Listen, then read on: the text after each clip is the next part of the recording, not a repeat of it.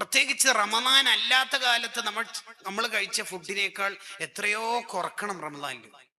ഷെഹറാൻ ഇമാം പറയുന്നുണ്ട്, അത്താഴ സമയത്തും നോമ്പ് തുറന്റെ സമയത്തും ഓവറായി ഫുഡ് കഴിക്കുന്ന ആള് ഫകഅന്നഹും ലം യസും റമദാൻ, അയാള് റമദാനിൽ നോമ്പോക്കാത്തവനെ പോലെയാണ്.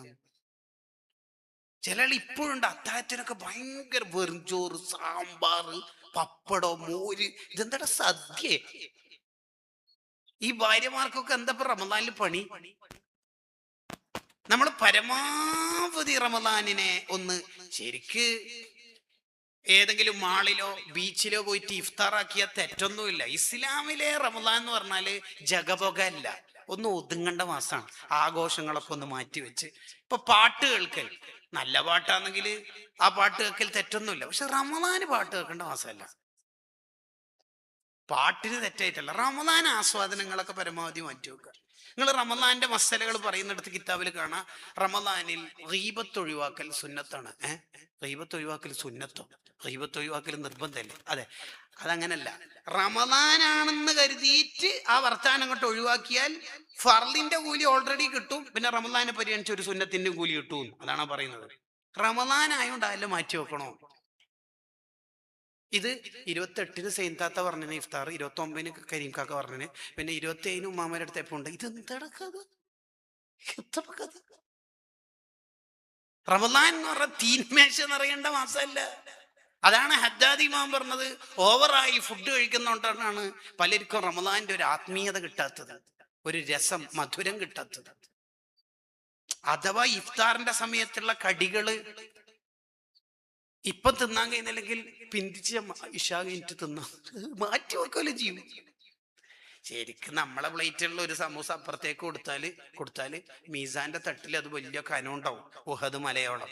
നമ്മൾ തന്നെ നിന്ന ക്ലോസറ്റിലേക്ക് പോകും, വേറെ പ്രത്യേകിച്ച് മെച്ചൊന്നുമില്ല.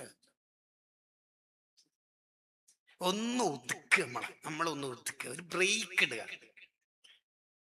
മൂന്നാമത്തത് അതാണ്, വയറ് നിറച്ച് ഫുഡ് കഴിക്കുക. നാലാമത്തത് ഹൗഫുൽ ഫഖർ, ദാരിദ്ര്യം പേടി കൊടുക്കും ഇബ്ലീസ് മനുഷ്യന്. ആ ഡോറ് കിട്ടിയാല് ഭയങ്കര ബേജാറായിരിക്കും മൂപ്പരിക്ക്.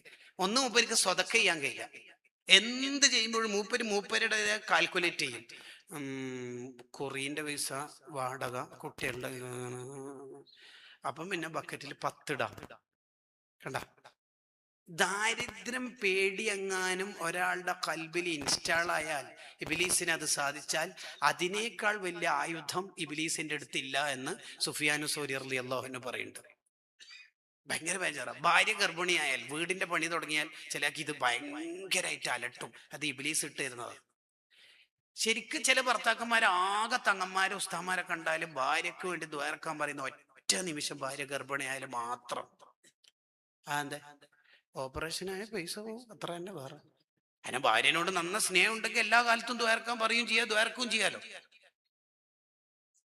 നിങ്ങളെ കുറിച്ചല്ല പറയണത്, ഈ അമേരിക്ക ഭാഗത്തൊക്കെ ഉള്ള ടീമിനെ കുറിച്ചാണ് പറയണത്. നിങ്ങളെ കുറിച്ച് ഞാൻ പറയാം, നമ്മുടെ സ്വന്തം ടീമല്ലേ. നമുക്കെന്തിനാ ഈ പേടി? എന്തിനാ പേടി? അള്ളാഹല്ലേ. വായ കീറിയ റബ്ബിന് വായന്റെ ഉള്ളിൽ എന്താ കൊണ്ടുവരുന്നത് അള്ളാഹ്ക്ക് അറിയാം. പിന്നെ നമ്മൾ തന്നെ കുറെ കാര്യം തീരുമാനിക്കുന്നുണ്ടാ. ഇത് സീസൺ ആയിട്ട് ഒന്നും സീസൺ നമ്മൾ തീരുമാനിച്ചല്ലേ, അല്ലേ? കടലിൽ ബക്കറ്റ് എടുത്തിട്ട് വെള്ളം എടുക്കാൻ വേണ്ടി പോയാലും നമ്മളെ ബക്കറ്റിലെ വെള്ളം എന്നറിയൂ, കടലാന്ന് വിചാരിച്ചിട്ട് എന്തെല്ലോ കളിച്ചു കൂട്ടിയാൽ ആകെ പൊട്ടിച്ചാമ്പലാവും. അതുകൊണ്ടാണ് ചില ആൾ കിഡ്സ്, ജെൻസ്, ലേഡീസ് ഒന്നിച്ച് ഷോപ്പ് തുടങ്ങിയിട്ട് പൊട്ടിയിട്ട് ഗൾഫിലേക്ക് മുങ്ങുന്നത്. ആർത്തിയാണ് അതിൻ്റെ എല്ലാം കാരണം. ദാരിദ്ര്യം വരുമെന്നുള്ള പേടി നമ്മുടെ കൽബിൽ വന്നാലുണ്ടല്ലോ, നമ്മളെ ലൈഫ് തീർന്നു. പിന്നെ ജീവിതത്തിൽ നന്മ ചെയ്യാൻ നമുക്ക് കഴിയില്ല. ഭയങ്കര പ്രശ്നം. എന്തിനാ നമ്മൾ പേടിക്കണം? എന്തിനാ? അല്ലില്ലേ നമുക്ക്. ദാനിയേൽ അലൈഹിസ്സലാം, നബിയുല്ലാഹി ദാനിയേൽ അലൈഹിസ്സലാം, അവര് ദീൻ പറഞ്ഞതിന്റെ പേരിൽ അറസ്റ്റ് ചെയ്തു. എങ്ങനെ അറസ്റ്റ് ചെയ്തെന്ന് പറയാം? പൊട്ടക്കിണറ്റിൽ അറസ്റ്റ് ചെയ്തു, പൊട്ടക്കിണറ്റിൽ. എന്നിട്ട് ഇവരുടെ ഒരു ആലോചന, ശത്രുക്കളുടെ, എങ്ങനെയാ കൊല്ലേണ്ടത്? ഒരു ഔട്ട്സ്റ്റാൻഡിങ് മർഡർ ആയിരിക്കണം. എങ്ങനെ കൊല്ലുക? വെടിവെച്ച് ആകല്ല എല്ലാരും കൊല്ലുന്നല്ലേ, ബോംബിട്ട ഒന്നും ശരിയാവില്ല. അങ്ങനെ കുറെ രൂപങ്ങൾ പറഞ്ഞപ്പോ ഒരാൾ പറഞ്ഞ് വിശന്നിരിക്കുന്ന 2 സിംഹത്തിനെ കൊണ്ടുവരാം എന്ന് പറഞ്ഞ കാട്ടിൽ നിന്ന് പിടിച്ചിട്ട് പട്ടിണി കിടുക 2 ദിവസം. എന്നിട്ട് കിണറിലേക്ക് ഈ നബി ഉള്ള അടുത്തേക്ക് ഇറക്കുക, എന്നിട്ട് കടിച്ചു തിന്നുന്ന ലൈവായിട്ട് കാണാം. അത് നല്ല ട്രിക്കാണെന്ന് രാജാവിന് ഇഷ്ടമായി. അങ്ങനെ 2 സിംഹത്തിനെ പിടിച്ചു കൊണ്ടുവന്നു. ഈ 2 സിംഹങ്ങളെ പട്ടിണി കിട്ടും. 2 ദിവസം കഴിഞ്ഞിട്ട് കിണറിലേക്ക് ഇറക്കിയപ്പോൾ ഈ നബിയുടെ മുമ്പിൽ ഈ 2 സിംഹവും കരയാൻ തുടങ്ങി. നമ്മളോട് പൊരുത്തപ്പെടണം എന്നാൽ അഫ്വൻ, കരയാൻ തുടങ്ങി, കരയാൻ തുടങ്ങി. നബിയല്ലേ, ഈ നബിനെ എങ്ങനെ ഇവർ തൊടുക? ഒരു ജീവിക്ക് അത് സാധിക്കുമോ? അപ്പോഴാണ് ഷാമിലുള്ള അർമിയ അലൈഹി സ്വലാമിനോട് അള്ളാഹു ഓർഡർ ഇടുന്നത്, എന്റെ ഇന്നാലിന്ന നബി വിഷമത്തിലാണ്, ഫുഡ് അവിടെ എത്തിച്ചു കൊടുക്കണം. കണ്ട, സ്ട്രീറ്റ് നമ്പർ 8 ഒരു വെള്ള പെയിന്റ് അടിച്ച് ചിക്കൻ ഷവായും ഡ്രൈ ചിക്കനും അൽഫാം എടുത്തോളൂ. Okay, street food and delivery. കണ്ടങ്ങള്, ഈ അല്ല എന്നെ അമ്മളി അല്ല, ഈ അല്ല എന്നെ അമ്മളി അല്ല, ഈ അല്ല എന്നെ അമ്മളി അല്ല. മോക്ക് 3 അന്വേഷണം വന്നിട്ട് അന്ന് പ്രപ്പോസൽ ക്യാൻസൽ ആയാൽ ഭയങ്കര ടെൻഷൻ, ഭയങ്കര ടെൻഷൻ. എന്താന്ന് അറിയില്ല, മോക്ക് കുറച്ച് നിറം കുറവാണ്. ഇന്നാലില്ലാഹി വ ഇന്നാ ഇലൈഹി റാജിഊൻ. എവിടെന്നാണ് നമുക്കൊക്കെ ഇതൊക്കെ കിട്ടിയത്? നമ്മൾ മോമിനികളല്ലേ, ആരെക്കുറിച്ച് നമ്മൾ ഇതൊക്കെ പറയണത്? അല്ല അല്ലേ നമുക്കെല്ലാം കണക്കാക്കുന്നത്?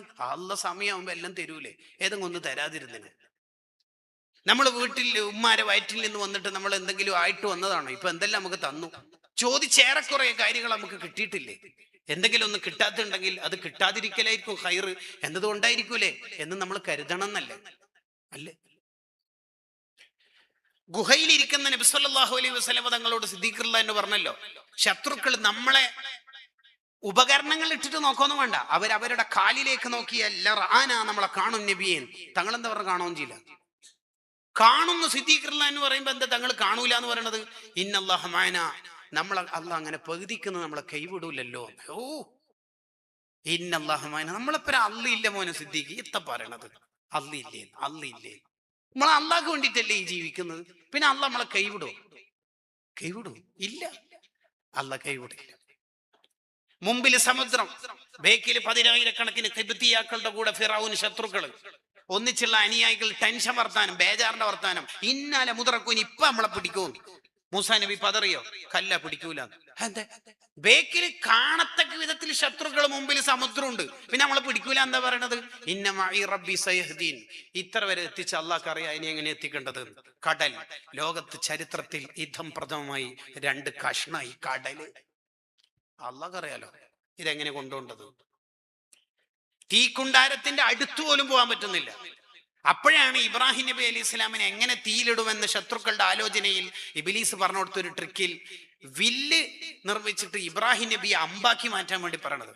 അമ്പായി ഇബ്രാഹിം നബി അലൈഹി സ്വലാം തീക്കുണ്ടാരത്തിന്റെ തൊട്ട് മീതെ എത്തുമ്പോൾ തീ കൊണ്ട് ഏൽപ്പിക്കപ്പെട്ട മലക്ക് വന്നിട്ട് ചോദിച്ചല്ലോ, എന്തേലും ആവശ്യമുണ്ടോ? സോറി സാർ, ഒന്നും വേണ്ട, ഏൽപ്പിക്കേണ്ടടുത്ത് ഏൽപ്പിച്ചിട്ടുണ്ട്. യെസ്, അതാണ് അള്ളാഹ് എന്ന ശക്തി. കണ്ട, ഏൽപ്പിക്കേണ്ടടുത്ത് ഏൽപ്പിച്ചിട്ടുണ്ട്, ഏൽപ്പിക്കേണ്ടടുത്ത് ഏൽപ്പിച്ചു. അള്ളാഹ് പറഞ്ഞല്ലോ തീനോട്, ബർദൻ, തണുപ്പായാൽ മതി. പിന്നെ ഓവർ തണുപ്പായിട്ട് സെൻട്രൽ AC 16-ലിട്ടാൽ ചിലപ്പോൾ കഫ്കട്ടൊക്കെ വരും. വേണ്ട, വസലാമൻ അലാ ഇബ്രാഹിം, ഇബ്രാഹിം നബിക്ക് കംഫർട്ടായ തണുപ്പായാൽ മതി, മതി. ഇബ്രാഹിം നബി തീക്കുണ്ടാരത്തിൽ കത്തിച്ചാമ്പലായി കാണണമെന്ന് വിചാരിച്ച് നമ്രൂദിന്റെ മോള് ഈ കൊട്ടാരത്തിന്റെ മട്ടുപ്പാവിൽ കയറിയിട്ട് ഇങ്ങനെ നോക്കുമ്പോ സ്വർഗത്തിലൊരു സോഫയിലെ സ്വർഗത്തിലൊരു കമീസും ധരിച്ചിട്ട് തസ്ബിഹല്ല ഇബ്രാഹിം നബി തീക്കുണ്ടാരത്തിന്റെ മധ്യത്തിൽ. ബർദൻ വസലാമൻ അല ഇബ്രാഹിം. ഈ അള്ളാഹുവിലുള്ള വിശ്വാസം കുറയുന്നുണ്ടാ നമുക്ക് ടെൻഷനും ഈ മൂഡ് ഓഫിന്റെ ഇമോജിയും ആത്മഹത്യയെക്കുറിച്ചുള്ള ആലോചനയും എന്നെ കൊണ്ടാവില്ല എന്നുള്ള ഒരു തോറ്റോടലൊക്കെ നമുക്ക് സംഭവിക്കുന്നത്. ഇത് ഇബ്ലീസ് ചെയ്യുന്ന ഒരു കാര്യമാണ്. ഇബ്ലീസിന്റെ അവസാനത്തെ അസ്ത്രാണത്, അവസാനത്തെ ആയുധം. നീ ഇങ്ങനെയൊക്കെ ജീവിച്ചിട്ട് ഈ ഫീൽഡിൽ നിന്നിട്ട് എല്ലാം മുത്താലിമേ, എനിക്ക് എന്ത് കിട്ടാൻ? എന്റെ ജ്യേഷ്ഠൻ അടിച്ച് പൈസ ഉണ്ടാക്കുമ്പോൾ നീ ഇങ്ങനെ മുത്താലിമായി ജീവിച്ചിട്ട് എനിക്ക് എന്ത് സമ്പാദ്യമാണ് എന്നൊക്കെ പറയുന്ന ആ ആശയത്തിൽ നമ്മൾ വീണ്ടു പോകരുത്. ഖൗഫുൽ ഫഖർ. ഇബ്ലീസിന്റെ 5ാമത്തെ ഒരു കവാടമുണ്ട്. ഗസാലി ഇമാം റഹ്മത്തുള്ളാഹിയിൽ അത് പരിചയപ്പെടുത്തുന്നുണ്ട്. സൂഉല്ലന്നി ബിൽ മുഅ്മിനീൻ, മുഅ്മിനീങ്ങളോട് മോശം വിചാരം ഉണ്ടാവും. മുഅ്മിനീങ്ങളെ കുറിച്ച് എപ്പോഴും അയാൾ അതിനു വേണ്ടി കളിക്കുന്നതാണ്, ഇയാൾ അതിനു വേണ്ടി, അയാൾ അങ്ങനെയാണ് ഇങ്ങനെയാണ്, ഇങ്ങനത്തെ ചിന്ത ഇങ്ങനെ മനസ്സിലിട്ട് തരും. ഇത് ഭയങ്കര അപകടം. അപ്പോഴാണ് പിശാച് നമ്മളെ ചതിച്ച് കൊന്ന് ചാമ്പലാക്കുക. അതാണ് കാര്യം. അതിൽ നമ്മൾ പെട്ടുപോകാൻ പാടില്ല. അൽഹംദുലില്ലാ, നമുക്ക് വേണ്ടതൊക്കെ നൽകാൻ പ്രിയപ്പെട്ട സയ്യിദ് അവർകൾ നമ്മുടെ വേദിയിലേക്ക് വരുന്നുണ്ട്. അള്ളാഹു നമ്മുടെ മജ്ലിസ് സ്വീകരിക്കുമാറാവട്ടെ.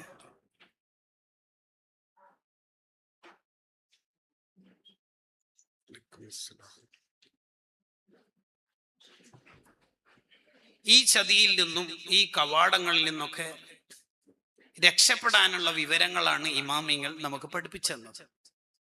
ആത്മീയമായി ചില ആശയങ്ങൾ കൂടി നമ്മുടെ ജീവിതത്തിൽ ഉണ്ടാവണം. അപ്പോഴാണ് ഇതിന്റെ ഒരു പൂർത്തീകരണം സംഭവിക്കുന്നത്. ഒന്ന്, നമ്മളെ എല്ലാ കാര്യം ചെയ്യുമ്പോഴും അഊദു ചൊല്ലണം. ആത്മാർത്ഥമായി അഊദു ചൊല്ലുമ്പോൾ ഹസനുൽ ബസ്രി റളിയല്ലാഹു അൻഹു പറയുന്നുണ്ട്, അയാളുടെയും പിശാചിന്റെ ഇടയിൽ 300 മതിലുകൾ കെട്ടും. പിശാച് അത് പൊട്ടിച്ച് വരുമ്പോഴേക്ക് നമ്മൾ അടുത്ത അഊദു ചൊല്ലിയിട്ടുണ്ടാവും. ഏത് കാര്യം ചെയ്യുമ്പോഴും മനസ്സറിഞ്ഞൊരു അഊദു ഉണ്ടാവണം. കാരണം ഈ ചങ്ങായിയുടെ ചതിയിൽ നിന്ന് രക്ഷപ്പെടണമെങ്കിൽ അള്ളാഹ് എന്നെ നമ്മളെ കൂടെ ഉണ്ടാവണം, അല്ലെങ്കിൽ നമുക്ക് കൈച്ചലാവാൻ പറ്റില്ല. ശരിക്കും അഊദുവിന്റെ ഒരു താല്പര്യം, ഈ അറബികൾ പൊതുവെ ഉപയോഗിക്കുന്ന ഒരു ടേം ഉണ്ട്, ഈ എല്ലിനോട് ചേർന്ന് നിൽക്കുന്ന മാംസമാണ് ഏറ്റവും ടേസ്റ്റ് എന്ന പോലെയാണ് ഈ അഊദു എന്ന പദം അവിടുന്ന് വരുന്നതാണ്. എന്ന് പറഞ്ഞാല് അള്ളാഹിനോട് ചേർന്ന് നിൽക്കുക. ഒരു കുട്ടി നായനെ കണ്ട് പേടിച്ചാൽ ഓടി വന്നിട്ട് ഉമ്മാന്റെ പർദ്ദ മാക്സി പറ്റി പിടിച്ച് ഉമ്മാന്ന് പറയില്ല, അതേപോലെ അള്ളാഹിനോട് ചേർന്ന് ആവില്ല റബ്ബ്, എന്നെ കൊണ്ടാവില്ല, എൻ്റെ അമലിൽ ഈ ചങ്ങായി പൊളിക്കുന്നുണ്ട്, അഊദു ബില്ലാഹി മിനശ് ശൈത്വാൻ. അങ്ങനെ അള്ളാഹിനോട് പറഞ്ഞ അള്ളാഹ് ഏറ്റെടുക്കാണ്ടിരിക്കുകയും ചെയ്യില്ല. അള്ളാഹിനെ വേണോന്ന് ഇവന്റെ മനസ്സിൽ ആഗ്രഹം ഉണ്ട് എന്ന് അള്ളാഹ്ക്ക് തോന്നിയാൽ ഇയാൾ അള്ളാഹ് ഏറ്റെടുക്കും. അങ്ങനെയാണ് ഒരാൾ തൗബ ചെയ്യുന്നെങ്കിൽ അയാളുടെ തെറ്റൊക്കെ അള്ളാഹ് പുറത്തു കൊടുക്കും. അള്ളാഹ് അങ്ങനെ കഴിഞ്ഞ കൊല്ലത്തെ മിഡ് ടൈം എക്സാമിന് എത്ര മാർക്ക്, കഴിഞ്ഞ കൊല്ലത്തെ പെർസെന്റേജ് ആവുന്ന അള്ളാഹ് നോക്കൂല. ഇപ്പോൾ തൗബത്തു അന്നദം, അവന്റെ മനസ്സ് ഓക്കെയാണോ എന്നുള്ളതാണ് അള്ളാഹ്ക്ക് അറിയേണ്ടത്. അത്ര അള്ളാഹ്ക്കുണ്ട്. രണ്ടാമത്തത്, എപ്പോഴും നമ്മൾ മുഅവ്വിദത്തൈന് കയ്യിൽ കരുതണം. ഫർദ് നിസ്കാര ശേഷം ഓതണം മുഅവ്വിദത്തൈന്. രാവിലെയും രാത്രിയും അത് ഓതണം. വെർദുൽ ലത്തീഫ് കൊണ്ട് നടക്കുന്നവർക്ക് അത് ഉണ്ടാവും. മുഅവ്വിദത്തൈൻ ഉറങ്ങാൻ നേരത്തെ ഓതൽ പ്രത്യേകം സുന്നത്തും ഉണ്ട്. മുഅവ്വിദത്തൈൻ അതിനായിട്ട് സ്പെഷ്യൽ ഇറക്കിയ സൂറത്താണല്ലോ അത്. മൂന്നാമത്തത്, ആമൻ റസൂൽ എന്ന ബഖറ സൂറത്തിന്റെ അവസാന പാർട്ടിലുള്ള ആയത്ത് എപ്പോഴും നമ്മുടെ ജീവിതത്തിൽ ഉണ്ടാവണം. ഹദ്ദാദ് എല്ലുന്നവർക്ക് അതുണ്ടാകും എന്നതുകൊണ്ട് പ്രത്യേകം വിശദീകരിക്കേണ്ടതില്ല. 4, ആയത്തുൽ കുർസി എപ്പോഴും കയ്യിൽ കരുതണം. വീട്ടിൽ കയറുമ്പോൾ, ബാങ്ക് ഇഖാമത്തിന്റെ ഇടയിൽ, ഫർള് നിസ്കാര ശേഷം, ഉറങ്ങാൻ നേരത്ത്, ഈ 4 സന്ദർഭത്തിൽ ഒരു നിലക്കും മിസ്സാവരുത്. പിശാചിന്റെ തലക്കടിക്കുന്ന ഒരു വലിയ ആയുധമാണ് ആയത്തുൽ കുർസി എന്ന് പറയുന്നത്. 5ാമത്തത്, അനാവശ്യ സംസാരം, അനാവശ്യമായ നോട്ടം നമ്മുടെ ജീവിതത്തിൽ ഒഴിവാക്കുക. എത്ര ആവശ്യമില്ലാത്ത കാര്യത്തിൽ നോക്കിയോ അത്ര ആവശ്യമുള്ള കാര്യത്തിലേക്ക് നോക്കാനുള്ള ചാൻസ് പോകും. മിൻ ഹുസ്നി ഇസ്ലാമിൽ മർഇ തർക്കുഹു മാ ലാ യഅനി. ആവശ്യമില്ലാത്ത കാര്യത്തിൽ എൻഗേജ് ആകുന്നതിനനുസരിച്ച് ആവശ്യമുള്ള കാര്യം മിസ്സാവും. ഒരു ആത്മീയ മജ്‌ലിസിൽ ഒരാൾ കരയുമ്പോൾ വേറൊരാൾ ചിന്തിച്ചു, ഇയാളൊക്കെ ആരെ കാണിക്കാനാ കരയുന്നത്, ആരെയോ കാണിക്കാൻ കരയുന്നതെന്ന് തോന്നുന്നു. ആ സ്പോട്ടിൽ അല്ല മലക്കളോട് പറഞ്ഞു, അങ്ങനെ ചിന്തിച്ച ആൾക്ക് എന്നോർത്ത് കരയാനുള്ള 1 കൊല്ലത്തെ തൗഫീക്ക് ഉടനെ ഡിലീറ്റ് ആക്കിയേക്കുന്നത്. 1 കൊല്ലം എൻ്റെ കണ്ണെന്ന് ഒരു തുള്ളി വെള്ളം ആത്മീയമായിട്ട് വരണ്ടാന്ന്. ഒരു കാര്യത്തിൽ നമ്മൾ ഇടപെടാൻ നിൽക്കേ വേണ്ട, വെറുതെ വേണ്ടാത്ത പണിക്ക്. ഒരു വീട്ടിൽ പോയിട്ട് ഇങ്ങനെ ഇന്റീരിയർ നോക്കുക. എന്തിന്? ഒരു വീട്ടിൽ ഇങ്ങനെ ഇരുന്നിട്ട് മട്ടം മന്തിയാൻ തോന്നുന്നു. എന്തിന്റെ വട്ടാന്ന് നമുക്കൊക്കെ, എന്തിന്റെ വട്ടം? ആവശ്യമില്ലാത്ത ഒരു കാര്യത്തിൽ നമ്മൾ ഇടപെടാതിരിക്കുക. വാക്കുകൾ അവസാനിപ്പിക്കുന്നു. അൽമക്കർ സ്ഥാപനങ്ങളുടെ പ്രാർത്ഥനാ സമ്മേളനത്തിലാണ് നമ്മളുള്ളത്. നമ്മളെല്ലാവരും സ്ഥാപനത്തോട് എപ്പോഴും ചേർന്ന് നിൽക്കുകയും മുത്തഅല്ലിമീങ്ങൾക്ക് വേണ്ടി എന്തൊക്കെ നമുക്ക് ചെയ്യാൻ പറ്റുമോ അതൊക്കെ പരമാവധി ഹൈറാത്തുകൾ ചെയ്യുകയും വേണമെന്ന് സൂചിപ്പിച്ച് വാക്കുകൾ അവസാനിപ്പിക്കുന്നു. അള്ളാഹു ഈ പറഞ്ഞതും കേട്ടതൊക്കെ സ്വാലിഹായ ഒരു അമലായി സ്വീകരിക്കുമാറാവട്ടെ. നമ്മൾ ഉദ്ധരിച്ച പഠിച്ച ഇമാമീങ്ങളുടെ ബർക്കത്തും അവരുടെ മദതും നമ്മുടെ ജീവിതത്തിൽ എമ്പാടും അള്ളാഹു നൽകുമാറാവട്ടെ. ഇങ്ങനെ പറയാനും എഴുന്നേറ്റ് നിൽക്കാനൊക്കെ പ്രചോദനം നൽകിയ വിശേഷിച്ച കൻസുൽ ഉലമ ഉസ്താദിന്റെ ദർജ അള്ളാഹു വർദ്ധിപ്പിച്ചു കൊടുക്കുമാറാവട്ടെ. അസ്സലാമു അലൈക്കും വറഹ്മത്തുള്ളാഹി. നമ്മൾ അള്ളാഹുവിലേക്കുള്ള സഞ്ചാരത്തിലാണ്. ആ സഞ്ചാര വഴിയിൽ നമ്മെ ആത്മീയ വഴിയിൽ നിന്ന് മാറ്റി നിർത്തുന്ന, തെറ്റിക്കുന്ന ശത്രുക്കളുണ്ട്. അതിലേറ്റവും മൂർച്ചയുള്ള ആയുധമായിട്ടാണ് 2 ശത്രുക്കൾ വരുന്നത്. അതല്ലാത്ത ശത്രുക്കളും ഉണ്ട്. ഈ 2 ശത്രുക്കളെ കീഴ്പ്പെടുത്തിയാൽ തന്നെ മനുഷ്യന് വിജയിക്കാൻ പറ്റും. ഒന്ന് ഹവൻ നഫ്സാണ്. ഹവൻ നഫ്സിന്റെ സഹായം ഇല്ലാതെ പിശാചിനൊന്നും ചെയ്യാൻ പറ്റൂല. ഹവൻ നഫ്സ് ഡോറ് തുറന്നു കൊടുത്തോണ്ടാണ് പിശാച് മജറദ്ദമിൽ സഞ്ചരിക്കുന്നത്, രക്തധമനികളിൽ സഞ്ചരിക്കുന്നത്. റമദാനിൽ പിശാചിനെ അള്ള കെട്ടിയിടും. ബാക്കി 11 മാസം കെട്ടിയിടേണ്ട ഡ്യൂട്ടി നമുക്കാണ്. 1 മാസം ട്രെയിനിങ് ക്യാമ്പ് നൽകി, പരിശീലനം നൽകി നമ്മളെ പുറത്തിറക്കുകയാണ്. യു ക്യാൻ നിനക്ക് കഴിയും എന്ന് അള്ളാഹു പ്രൂഫ് ചെയ്യാം. അയ്യോ എനിക്ക് നടക്കൂല, കുറച്ച് ലേറ്റ് ആയിട്ട് ഉറങ്ങിയാൽ തഹജ്ജുദ് മിസ്സാവുന്നു, സുബഹിക്ക് എണീക്കാൻ പറ്റുന്നില്ല എന്ന് നമ്മൾ പരിഭവം പറയുമ്പോൾ അള്ളാഹ് നമുക്ക് തെളിയിച്ചേരാണ്, പ്രൂഫ് ചെയ്യാണ്. യു ക്യാൻ, നിനക്ക് കഴിയും. ബെസ്റ്റ് സെല്ലറായ യു ക്യാൻ എന്ന പുസ്തകം വായിച്ചാൽ കിട്ടുന്നതിൽ അപ്പുറത്തുള്ള ഒരു മോട്ടിവേഷൻ ആത്മീയമായി റമദാനിൽ നമുക്ക് ലഭിക്കുന്നുണ്ട്. ആര് പറഞ്ഞ്? നിന്നെ അത്താഴത്തിന് എഴുന്നേൽപ്പിച്ചല്ലോ, ഖുർആൻ ഓതിയല്ലോ, ളുഹറിനും അസറിനും ജമാഅത്തിന് പങ്കെടുത്തല്ലോ, ക്ഷീണിതനായിട്ട് നീ രാത്രി തറാവീഹ് നിസ്കരിക്കുന്നുണ്ടല്ലോ. ശരിക്കു പറഞ്ഞാൽ ക്ഷീണം കൊണ്ട് മഗ്‌രിബിന് എന്നെ ഉറങ്ങിയിട്ട് വേണ്ട, ഇന്ന് ഇശാവൊന്നും വേണ്ട, കാരണം അത്രയും അധ്വാനിച്ചല്ലേ പകല്. അങ്ങനെയാ നീ ചിന്തിക്കേണ്ടത്. പക്ഷേ ഇശാവും ജമാഅത്ത് തറാവീഹും വിത്തറും ഒറ്റയിട്ട രാവും ഉറക്കൊഴിക്കലൊക്കെ ഉണ്ടല്ലോ. അപ്പൊ നിനക്ക് കഴിയും. കഴിയില്ല എന്ന് നിനക്ക് വെറുതെ തോന്നുക. അപ്പൊ ഒരു മാസം പിശാചിനെ കെട്ടിയിട്ട റബ്ബ് ബാക്കി 11 മാസക്കാലം നമുക്ക് കെട്ടിയിടാനുള്ള എല്ലാ വകുപ്പും നൽകുന്നുണ്ട്. നമ്മൾ കെട്ടിയിടണം. എന്നിട്ട് വഖാലിഫിൻ നഫ്സ വശൈത്വാൻ ഫഅസിഹിമാ, ഈ 2 ശത്രുക്കളെ നമുക്ക് കീഴ്പ്പെടുത്താൻ പറ്റണം. എന്താണ് ഈ ശത്രുക്കൾ നമ്മളെ കൊണ്ട് ചെയ്യിപ്പിക്കുന്നത്? എന്താണ് ഇവരുടെ താല്പര്യം? ഇത് പഠിക്കൽ നാട്ടിലുള്ള 4-5 ആള് മയ്യത്ത് ഒളിപ്പിക്കാൻ പഠിക്കണ പോലെ ഉള്ളൊരു ഫർള് കിഫയായ മസല അല്ല, മറിച്ച് ഇത് പഠിക്കൽ ഓരോരുത്തർക്കും ഫർള് ആയിനാണ്. നിർബന്ധമായും ഇത് പഠിച്ചിരിക്കണം. എന്നിട്ട് അവനവനെ ചതിക്കാൻ വരുന്ന ശത്രുവിനെ തിരിച്ചറിയണം. ആദ്യം നമുക്ക് പിശാചിന്റെ ശത്രുതയെ ഒന്ന് പഠിച്ചു നോക്കാം. പിശാചിനെ കുറിച്ച് ഖുർആൻ പരിചയപ്പെടുത്തുന്നത് അദുവ്വും മുബീൻ എന്നാണ്, വ്യക്തമായ ശത്രു. വ്യക്തമായ എന്ന് പറയുന്നതിൽ തന്നെ ഒരു വ്യക്തത ഉണ്ട്. കാണുന്നില്ല, ഇത്ര വ്യക്തമായിട്ട് നിലാവ് കണ്ടിട്ട് കാണുന്നില്ല എന്ന് വെച്ചാൽ ഈ വ്യക്തതക്ക് ഒരു വ്യക്തത ഉണ്ടല്ലോ.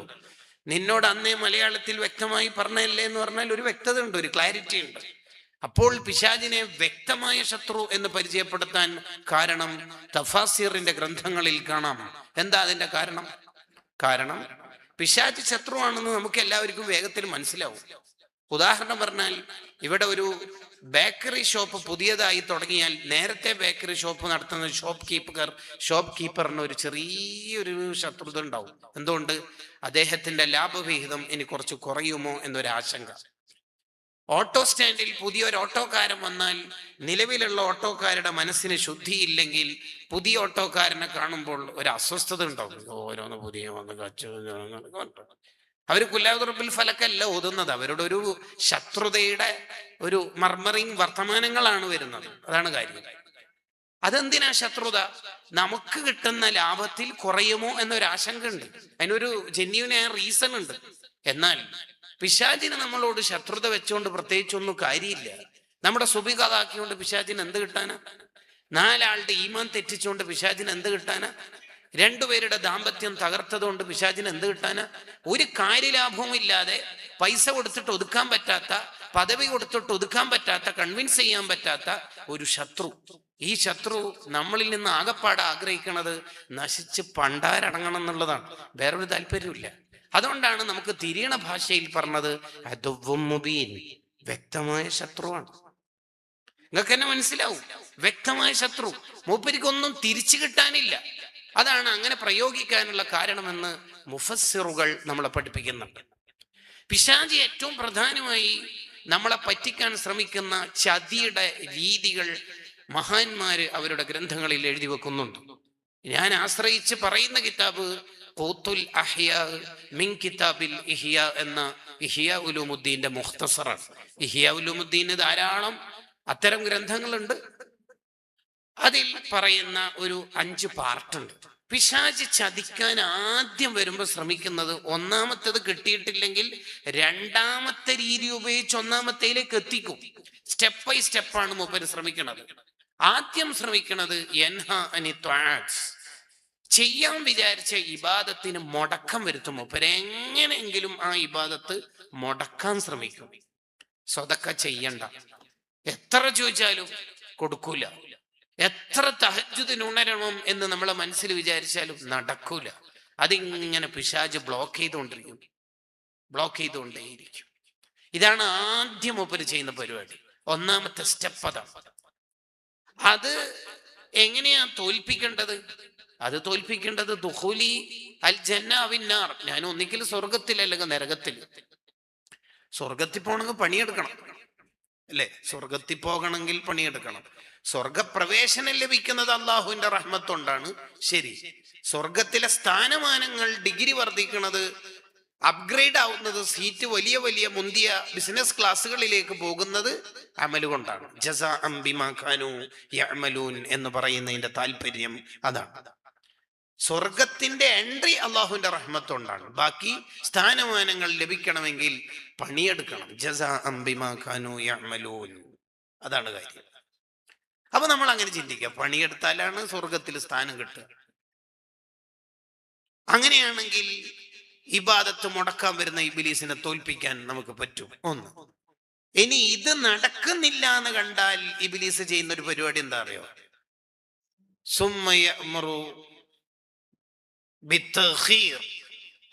അതൊന്ന് ഡിലേ ആക്കാൻ ശ്രമിക്കും. ലോഹ ഇപ്പം നിസ്കരിക്കണ്ട എന്ന് തീരുമാനിപ്പിക്കും. ബാങ്ക് കൊടുത്തിട്ടില്ലല്ലോ, സമയമുണ്ടല്ലോ. അലാറം അന്ന് 4:55 സുബി ബാങ്കുള്ള സമയത്ത് വെച്ചതല്ലേ 4:30 എന്നുള്ളത്. ഇപ്പൊ 5:30 ബാങ്ക്, എന്തിനാ ഇപ്പോഴും എഴുന്നേൽക്കണം? അടിസ്ഥാന താല്പര്യം ഡിലേ ആക്കൽ കൊണ്ട് ഇബാദത്ത് തന്നെ മുടക്കുക എന്ന ഒന്നാമത്തെ കാര്യമാണ്. അതുകൊണ്ടാണ് പലർക്കും മസ്അല അടക്കം പറഞ്ഞു കൊടുത്തിട്ട് പിശാച് ഇശാ നിസ്കാരമൊക്കെ പിന്തിപ്പിക്കും. താല്പര്യം ഇശാ ഖളാക്കണം എന്നാണ്. അത് ഹവൻ നഫ്സിന്റെ സഹായം കൂടി ഉണ്ടെങ്കിൽ വലിയ ചതി അവിടെ നടത്തും. എങ്ങനെ? ഒരാള് ഉദാഹരണത്തിന് ഇശാ നിസ്കാരം നിർവഹിക്കാതെ വീട്ടിലെത്തി, 10, 10:30, 11 മണിയായി. അപ്പൊ അയാൾക്ക് തോന്നിപ്പിക്കും ഉറക്കം ഗാലിബായാൽ, അങ്ങനെ പറഞ്ഞാൽ നല്ല ഉറക്കം ഉണ്ടെങ്കിൽ ഉറങ്ങിയിട്ട് എണീറ്റ് ക്ഷീണമൊക്കെ മാറിയിട്ട് നിസ്കരിച്ചാൽ മതി എന്ന് സർവ്വ ഫിഖിന്റെ ഗ്രന്ഥങ്ങളിൽ ഉണ്ടല്ലോ. മസല പറഞ്ഞു കൊടുക്കലും മസ്അല. കാരണം ഇബ്ലീസ് എന്ന് പറഞ്ഞാൽ 1,00,000-ലേറെ നബിമാരുടെ കാലത്ത് ജീവിച്ചോണ്ട് തന്നെ മൂപ്പരിക്ക് നമ്മൾ അങ്ങോട്ടൊന്നും പഠിപ്പിച്ചു കൊടുക്കേണ്ട ആവശ്യമൊന്നുമില്ല. മൂപ്പരിക്ക് അറിയാം ഓരോരാളെ എങ്ങനെയാണ് പറ്റിക്കേണ്ടത് എന്ന്. 9 വകുപ്പുണ്ട് പിശാച്. വ്യത്യസ്ത പോർട്ട്ഫോളിയോകൾ ഉണ്ടാകുന്നത് പോലെ 9 വകുപ്പുണ്ട്. ടൂറിസം, പ്രതിരോധം, വനം വകുപ്പ്, പുരാവസ്തു ഗവേഷണം എന്നൊക്കെ പറയുന്ന പോലെ കുട്ടികളെ സ്പെഷ്യലിസ്റ്റ് മുസിബിയാൻ, വെള്ളം റിലേറ്റഡ് ആയി വസ്വാസാക്കുന്ന വലഹാൻ, നിസ്കാരത്തിൽ വസ്വാസാക്കുന്ന ഹിൻസബ്, ഉറക്കം റിലേറ്റഡ് ആയ വസ്നാൻ, അങ്ങനെ പല തരത്തിലുണ്ട്. ഇപ്പൊ അതൊന്നും പറയാൻ നേരം ഇല്ല. വിശദ പഠനത്തിന് ബുഖാരിയുടെ വ്യാഖ്യാനമായ ഷംസുദ്ദീൻ സഫീരി തങ്ങൾ എഴുതിയ അൽ മജാലിസുൽ വഅദിയ എടുത്തു നോക്കിയാൽ മതി. സുയ്യുത്തി ഇമാമിന്റെ ശിഷ്യനാണ് അവർ. അവരോടൊക്കെ ബർക്കത്തുണ്ട്. അല്ലാഹു നമ്മുടെ ഖൽബ് സലീമായ ഖൽബാക്കി തെരുമാറാവട്ടെ. അവൻ മസ്അലൊക്കെ പറഞ്ഞിട്ട് ഇശ എങ്ങനെ ഡിലീറ്റ് ആക്കിപ്പിക്കും. നമുക്ക് തോന്നും അന്നത്തെ നിസ്കാരം ഖളാ ആക്കാനുള്ള പരിപാടിയാണെന്ന്. അല്ല, അയാൾ എഴുന്നേൽക്കും 2:30, 3:30, 4:30 എഴുന്നേൽക്കും. എന്നിട്ട് 4:30, 4:35 എഴുന്നേറ്റ് ഇശാവ് നിസ്കരിച്ച് തഹജ്ജുദ് നിസ്കരിച്ച് തഹജ്ജുദ് നിസ്കരിക്കാം. കാരണം ഇശാവും ഉറക്കും സംഭവിക്കണമെന്നേ ഉള്ളൂ. ഇശാ നിസ്കരിച്ചിട്ട് തന്നെ ഉറങ്ങണം തഹജ്ജുദ് നിസ്കരിക്കാൻ എന്നൊന്നുമില്ല. ആ രാത്രി ഇശാവും ഉറക്കും സംഭവിക്കണം. ആ ഉറക്ക് ഇശായിന് മുമ്പായാലും ശരി, ഇശായിന് ശേഷമായാലും ശരി. അങ്ങനെ തഹജ്ജുദും കഴിഞ്ഞ് വിത്തർ ലാസ്റ്റ് ആണല്ലോ നിസ്കരിക്കേണ്ടത്. ഇജ്ജലു ആഖിറ സ്വലാത്തിക്കും ബില്ലൈലി വിത്തറ, വിത്തർ നിസ്കരിച്ചു. എന്നിട്ട് മൂപ്പര് ഭാര്യനോട് പറയുന്ന ഒരു കമന്റ് ഉണ്ടാവും, ഇന്നലെ ഇശാ നിസ്കരിക്കാതെ ഉറങ്ങിയോണ്ട് ഉറക്കം കിട്ടുന്നില്ല എത്ര എന്ന് പറഞ്ഞാൽ മൂപ്പരിക്ക് ഒരു ആത്മീയത ഉണ്ട് എന്ന് തോന്നിപ്പിക്കാന് ഇബ്ലീസും ഹവൻ നഫ്സും ഡിസ്കഷൻ നടത്തിയിട്ടുള്ള ഒരു നതീജയാണത്. അതിനെ കുറിച്ചാണ് ബൂസരി ഇമാം പറയണത്, കം ഹസ്സനത്ത് ലദ്ദതൻ ലിൽ മർഇ ഖാതിലതൻ. ഡാഫോഡിൽസ് സ്ട്രോബെറി ഐസ്ക്രീം ചെറിയും വെച്ചിട്ട് കാണിച്ചു കൊടുക്കും. മീൻ ഹൈസു ലം എതിരെ അന്നസുമ്മ ഫിദ്ദസമി, ഉള്ളിൽ വിഷം ചേർത്തത് മൂപ്പര് അറിയില്ല. ഇതെന്തിനാ മൂപ്പരെ കൊണ്ട് അങ്ങനെ തോന്നിപ്പിക്കണമെന്ന് വെച്ചാൽ, ഈ തെറ്റ് സംഭവിക്കാനുള്ള ഒരു സാഹചര്യം ഉണ്ടായിരിക്കെ തന്നെ എനിക്ക് തെറ്റ് സംഭവിക്കൂല, ഖളാ ആവൂല എന്നുള്ള ഒരു കോൺഫിഡൻസ് മൂപ്പർക്ക് ഇൻസ്റ്റാൾ ചെയ്ത് കഴിഞ്ഞാൽ പിന്നെ എപ്പോഴും വേണമെങ്കിൽ ഇശാ നിസ്കരിക്കാതെ ഉറങ്ങേണ്ട മനസ്സ് രൂപപ്പെടും. അങ്ങനെ ആയാൽ ജീവിതകാലത്ത് എപ്പോഴെങ്കിലും ഒരു ഇശാ ഖളാക്കി കിട്ടിയാൽ എന്ന കൺസേണിലാണ് മൂപ്പര് ആ ചിന്ത എടുക്കുന്നത്.